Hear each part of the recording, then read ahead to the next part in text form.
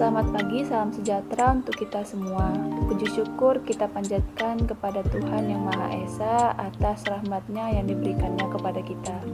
Yang saya hormati dosen pengampu mata kuliah media pembelajaran matematika konkret dan ICT, Ibu Ferry Tiona Pasaribu, SPD MPD, dan Ibu Noverma, SPD MPD. Adapun tujuan pembuatan video ini adalah untuk memenuhi tugas dari mata kuliah media pembelajaran matematika konkret dan ICT. Perkenalkan, kami dari kelompok 1 yang beranggotakan Lutfia dengan NIM A1C221037, Baifa Nadia dengan NIM A1C221084, dan saya sendiri Rahel Cecilia Simarmata dengan NIM A1C221038. Judul materi yang akan kami bahas adalah karakteristik dan manajemen media pembelajaran konkret. Dengan subjudul bagian A, hubungan media dan teori belajar akan dibahas oleh saya sendiri, Rahel Cecilia Simarmata. Bagian B, prasyarat untuk membuat alat peraga dalam pembelajaran matematika akan dibahas oleh Baifa Nadia. Dan bagian C, kriteria pemilihan alat peraga dalam pembelajaran matematika akan dibahas oleh Lutfia. Yang pertama, hubungan media dan teori belajar.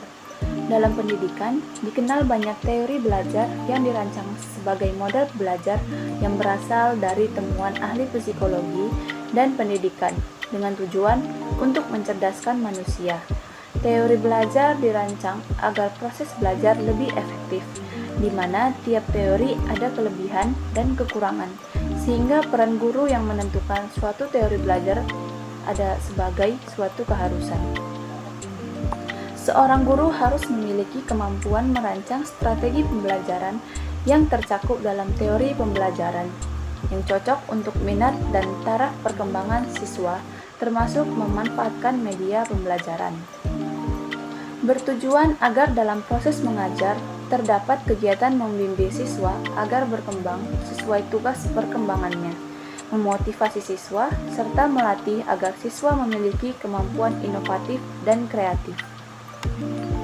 Dalam hal ini, teori belajar menjadi bahan penentuan tujuan, metode, isi, situasi, media, serta evaluasi pembelajaran. Sebuah teori pembelajaran sebaiknya juga menyangkut suatu praktek untuk membimbing bagaimana cara ia memperoleh pengetahuan, keterampilan, pandangan hidup akan masyarakat sekitarnya. Demikian materi yang dapat saya sampaikan. B. Prasyarat untuk membuat alat peraga dalam pembelajaran matematika.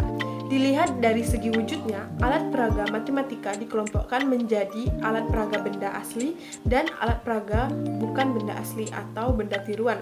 Contoh alat peraga benda asli misalnya pohon, ya seperti pohon kelapa, pohon pinang, dan pohon-pohon lainnya, serta jenis-jenis hewan, gajah, kucing, dan sebagainya. Alat peraga benda tiruan misalnya patung gajah, yang mana jenis-jenis patung. Yang kedua, jantung manusia dari plastik, dan sebagainya. Ada beberapa persyaratan dalam membuat alat peraga agar fungsi dan manfaat dari alat peraga sesuai dengan yang diharapkan. Terutama menurut Ruseffendi Agung 2016 dalam bukunya Pengajaran Matematika Modern seri keempat, beberapa persyaratan yang harus dimiliki oleh peraga, diantaranya yang pertama, tahan lama atau dibuat dari bahan-bahan yang cukup kuat. Yang kedua, bentuk dan warnanya menarik. Yang ketiga, sederhana dan mudah dikelola atau tidak rumit. Yang keempat, ukurannya sesuai atau seimbang dengan ukuran fisik anak. Yang kelima, dapat menyajikan konsep matematika baik dalam bentuk real, gambar, atau diagram. Yang keenam, sesuai dengan konsep pada matematika. Yang ketujuh, dapat menjelaskan konsep matematika dan bukan sebaliknya atau mempersulit pemahaman konsep matematika. Yang kedelapan, peragaan itu supaya menjadi dasar bagi tumbuhnya konsep berpikir abstrak bagi siswa. Yang kesembilan, dapat dimanipulasikan, yaitu diraba, dipegang, dipindahkan, dimainkan, dipasangkan, dicopot, atau diambil dari susunannya. Yang kesepuluh atau yang terakhir, apabila mungkin alat peraga untuk tersebut dapat berfaedah ganda atau berfaedah banyak. 10 persyaratan alat peraga tersebut dapat kita pergunakan sebagai poin-poin dalam kriteria untuk penilaian sesuatu alat peraga.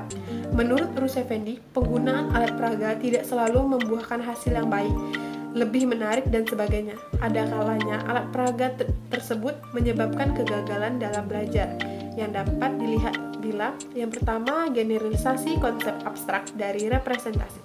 Hal-hal yang konkret tidak tercapai.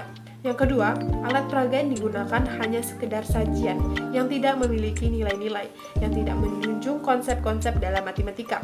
Yang ketiga, tidak disajikan pada saat yang tepat. Yang keempat, memboroskan waktu. Yang kelima, diberikan pada anak yang sebenarnya tidak memerlukannya. Yang keenam atau yang terakhir, tidak menarik serta mempersulit konsep yang dipelajari. Baik, terima kasih kepada moderator. Di sini saya akan menjelaskan materi yaitu mengenai kriteria pemilihan alat peraga dalam pembelajaran matematika. Alat peraga jika tidak memenuhi kriteria maka dapat menyebabkan kegagalan dalam penggunaannya. Maka dari itu kita harus mengetahui kriteria harus dipenuhi dalam pemilihan alat peraga. Adapun kriterianya yaitu yang pertama yaitu tujuan. Pemilihan media pembelajaran harus disesuaikan dengan tujuan dari pengajaran matematika itu sendiri. Apakah tujuan untuk penanaman konsep, pemahaman konsep, ataupun untuk pembinaan keterampilan. Contohnya, siswa diharapkan dapat menggunakan overhead project atau dapat menunjukkan bahwa simetri pada segitiga sama sisi adalah 6 buah. Maka dari itu, untuk mencapai tujuan tersebut, kita memerlukan media dalam proses pembelajaran. Selanjutnya, kriteria kedua yaitu materi pembelajaran, di mana dalam pembelajaran matematika pada umumnya menggunakan pendekatan spiral, yang mana pendekatan ini memungkinkan suatu materi dapat diajarkan pada tingkat berikutnya, tapi dalam lingkup dan taraf kesukaran yang lebih, yang menyebabkan ini menjadi prasyarat bagi materi lainnya. Tetapi perlu diingat bahwa tidak semua konsep atau topik dalam matematika memerlukan peragaan yang dapat dibuat alat peraganya. Bahkan ada konsep atau topik yang jika diragakan justru akan mempersulit siswa dalam memahaminya. Selanjutnya kriteria ketiga yaitu strategi belajar mengajar. Pemilihan alat peraga itu harus disesuaikan agar dapat mendukung strategi belajar mengajar. Contohnya yaitu dalam mencari volume balok, maka akan lebih mengerti jika siswa dapat melihat secara langsung alat peraga balok. Dan kriteria keempat yaitu kondisi, yang mana yang harus diperhatikan yaitu kondisi lingkungan, ruangan kelas, luar kelas, dan jumlah siswanya. Misalkan, apabila di dalam ruangan yang besar dengan jumlah siswa yang banyak, maka media yang dapat digunakan misalnya yaitu pengeras suara agar memberikan fasilitas belajar yang lebih baik daripada hanya guru yang berdiri di depan kelas. Selanjutnya yaitu kriteria kelima yaitu siswa. Pemilihan alat peraga harus disesuaikan dengan keinginan siswa tersebut. Jadi alat peraga tersebut dapat digunakan jika siswa tersebut betul-betul memerlukannya untuk memahami suatu konsep matematika.